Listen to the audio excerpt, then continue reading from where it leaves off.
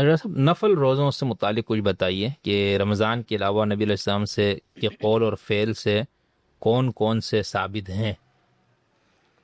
جی، نفلی روزوں کے حوالے سے یہ بات سمجھ لینی چاہیے کہ نفل روزہ آدمی جب چاہے رکھ سکتا ہے، جیسے کوئی بھی نفلی عبادت ہم کرتے ہیں، لیکن کچھ چیزوں کا خیال اس میں بھی رکھنا چاہیے۔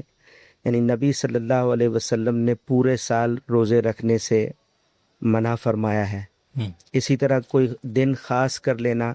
تو حضور نے فرمایا کہ جمعے کے دن خاص کر کے جمعے کے دن روزہ رکھنا تو یہ مناسب نہیں ہے، آپ صلی اللہ علیہ وسلم نے اس سے بھی روکا ہے۔ اور جس شخص کو یہ شوق ہے کہ وہ کثرت سے روزہ رکھنا چاہتا ہے، تو نبی صلی اللہ علیہ وسلم نے فرمایا کہ اس کو سیدنا داؤد علیہ السلام کا طریقہ روزوں میں پھر اختیار کرنا چاہیے، یعنی وہ ایک دن روزہ رکھتے تھے اور ایک دن افطار کیا کرتے تھے۔ اسی طرح یہ بھی ایک ضابطہ نفل روزوں کی چونکہ بات چلی ہے تو اصول میں چیزیں سمجھنی چاہیے۔ اس میں یہ بھی سمجھنا چاہیے کہ نفل روزے رکھتے ہوئے اگر عید کا دن آ جائے، ایک شخص ہے وہ چاہتا ہے کہ نفل روزے رکھے، اس کے بارے میں جو باتیں ابھی عرض کی گئی ہیں اس کے ساتھ یہ بھی ذہن نشین رہے کہ عید کے دنوں میں نبی صلی اللہ علیہ وسلم نے ممانعت فرمائی ہے کہ روزہ نہ رکھا جائے۔ تو اس کی وجہ کیا ہے کہ جب روزوں کا مہینہ ختم ہوا تو اب افطار کا دن ہے، اس افطار کے دن میں تو یہ کہا گیا کہ جو لوگ استطاعت مالی نہیں رکھتے ان کو بھی کھلانا ہے۔ اللہ تعالیٰ نے تو کہا کہ صدقہ فطر ادا کریں کہ اس دن ضرورت مند اور محتاج لوگ بھی ٹھیک سے کھانا کھائیں۔ تو وہ افطار کا دن ہے، کھانے پینے کا تہوار ہے، خوشی اور تفریح کا تہوار ہے، تو اس میں نبی صلی اللہ علیہ وسلم نے گویا کہ عید کے ایام میں ممانعت فرمائی۔ یہ عید الفطر میں بھی ہے، یہ عید الاضحیٰ کے لیے بھی ہے، اور اسی طرح عید الاضحیٰ کے ساتھ باقی جو 3 دن ہیں ایام تشریق کے اس میں بھی ہے، اور عید الاضحیٰ میں خاص طور پر اس وجہ سے کہ وہ بھی کھانے پینے اور قربانی کے ایام ہیں، تو اس لیے فرمایا کہ اس وقت روزہ نہ رکھا جائے۔ ایام تشریق کا حکم بھی وہی ہے۔ اب اس کے بعد ہے کہ نفل روزوں میں نبی صلی اللہ علیہ وسلم کے قول و فعل سے کون سے روزے ہیں جو ہمیں ملتے ہیں، یہ اصولی باتوں کے بعد یہ بھی سمجھ لینا چاہیے۔ تو بعض روایتوں سے اور احادیث سے ایک تو ہمیں یہ معلوم ہوا کہ محرم میں عاشور کا جو روزہ ہے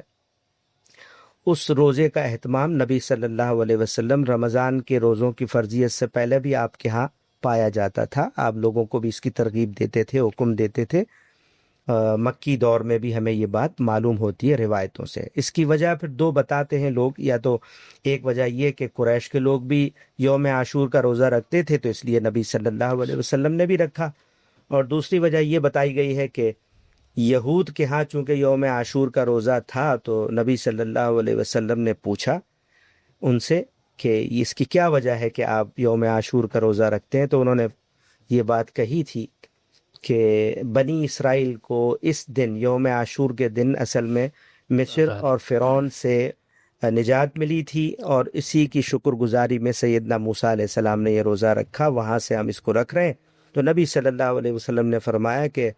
موسیٰ سے ہمارا تعلق تم سے بھی زیادہ ہے، لہٰذا ہم بھی رکھیں گے۔ تو اس طرح یہ ہمیں چیزیں معلوم ہوتی ہیں۔ اس کے علاوہ ہمیں یوم عرفہ جو کہ غیر معمولی دن ہے، ہر سال حجاج اس دن عرفات میں ہوتے ہیں، وقوف عرفہ کرتے ہیں، غیر معمولی دن ہے۔ یوم عرفہ کے دن کے روزے کی بھی فضیلت نبی صلی اللہ علیہ وسلم سے قولی حدیث میں آئی ہے، البتہ آپ صلی اللہ علیہ وسلم کا کوئی فعل اس پر ہو یہ ثابت نہیں ہے، اور حج میں بھی آپ نے یہ روزہ نہیں رکھا، یعنی حج کی مشقت کے ساتھ اس کو گویا کہ نبی صلی اللہ علیہ وسلم نے پسند نہیں فرمایا۔ شوال کے 6 روزوں کے حوالے سے آپ حضرات واقف ہوں گے کہ حضور نے اس کی فضیلت میں بھی فرمایا ہے کہ جس نے رمضان کے روزے رکھے اور اس کے متصل بعد شوال کے مہینے کے بھی 6 روزے رکھے تو گویا کہ وہ عمر بھر روزے سے رہا۔ تو یہ ایک فضیلت کی روایت ہے، اس پہ بھی نبی صلی اللہ علیہ وسلم کا فعل تو ہمیں نہیں ملتا، یہ قولی روایت ملتی ہے۔ اور اس کے علاوہ ہمیں شعبان کے حوالے سے ملتا ہے کہ کثرت سے جو نفل روزے نبی صلی اللہ علیہ وسلم رکھتے تھے وہ شعبان کے مہینے میں رکھتے تھے۔ اسی طرح پیر اور جمعے کے دن کے روزے کے حوالے سے حضور کا عمل ہمیں ملتا ہے، اس میں یہ بھی بات ارشاد فرمائی ہے آپ نے کہ ان دونوں دنوں میں بندوں کے اعمال اللہ کے حضور میں پیش کیے جاتے ہیں، یہ وجہ بتائیے کہ ان 2 دنوں میں ان روزوں کا اہتمام کرتا ہوں۔ اسی طرح جو پیر کا دن ہے اس کے بارے میں تو حضور نے یہ بھی فرمایا کہ یہ میری پیدائش کا دن ہے، اس کی شکر گزاری میں روزہ رکھتا ہوں، تو یہ بات بھی ہمیں حدیثوں میں ملتی ہے۔ اور اسی طرح یہ بھی فرمایا کہ اس دن قرآن مجید کا نزول کا آغاز ہوا ہے، پیر کے دن، یہ بھی وجہ ساتھ بتائی ہے۔ اور آخری چیز یہ ہے کہ ہر مہینے میں 3 روزوں کے حوالے سے بھی آپ سب کے علم میں ہوگا، تو یہ ہمیں حدیثوں میں ملتا ہے، اور بلکہ یہاں تک یہ بات آتی ہے کہ رسالت پاک صلی اللہ علیہ وسلم ہر مہینے میں 3 روزے رکھا کرتے تھے، اور سیدہ عائشہ فرماتی ہیں اس میں کوئی متعین دن نہیں تھے، وہ جب چاہتے تھے پورے مہینے میں 3 دن روزہ، نفل روزہ رکھتے تھے، اہتمام کرتے تھے۔ اور بعض موقعوں پر معلوم ہوتا ہے کہ کچھ لوگوں کو، بعض صحابہ کو حضور نے یہ فرمایا کہ یہ 3 روزے ہیں یہ ہر مہینے کی 13، 14 اور 15 تاریخ کو رکھ لیے جائیں۔ آپ نے بعض لوگوں کو